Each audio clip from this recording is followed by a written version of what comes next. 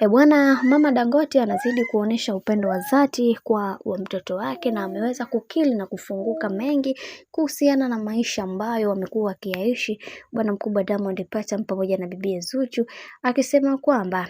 kiukweli hawa watu tayari wameshaweza kupata mtoto, lakini kuna mambo mengi ambayo yanayoendelea katikati yao kwa sababu wenyewe wanataka kuweza kufanya siri watu wengine wasiendelee kujua, lakini binafsi mimi kama mama ninatamani kuweza kuzungumza mengi, na wengi wao waliweza kuzungumza vingi, wakasema kwamba kuna cha kujifunza katika haya maisha kwa sababu kila mtu anatamani kuweza kuona kila kitu kinakwenda kuwa sawa katika maisha yake. Lakini pia tumeweza kuona wengi wao walizungumza mengi na kusema kwamba kwa hiki ambacho kinachoendelea sasa, wacha tuone mwisho wake itakuwaje, kwa sababu tunaona kuna vitu haviko sawa, hivyo yatupaswa kuweza kuhakikisha kila kitu kinakuwa katika misingi na mikakati iliyo bora. Lakini wengi wao waliweza kujua ni kitu gani ambacho anachokimaanisha Mama Dangote, kwa sababu aliweza kuzungumza kwa hekima na kusema kwamba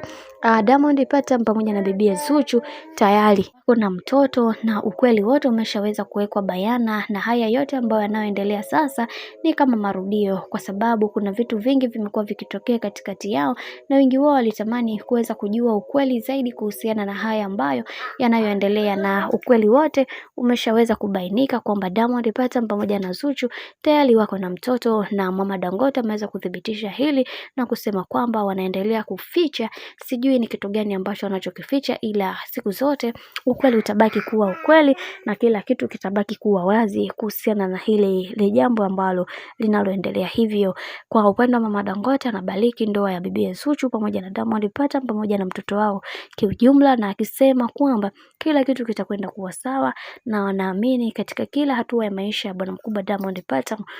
bibi Zuchu anachangia kwa 100% kuweza kumfanya Diamond Platnumz amefika pale alipo, kwa sababu kuna kipindi Diamond Platnumz aliweza kudondoka, Zuchu akamwokota. Hapa tunazungumzia kudondoka kwenye swala zima la kimaisha, lakini Zuchu alitumia nafasi yake kuweza kumfanya mwanaume wake aweze kusimama imara kwa mara nyingine tena. Hicho ndio kitu pekee ambacho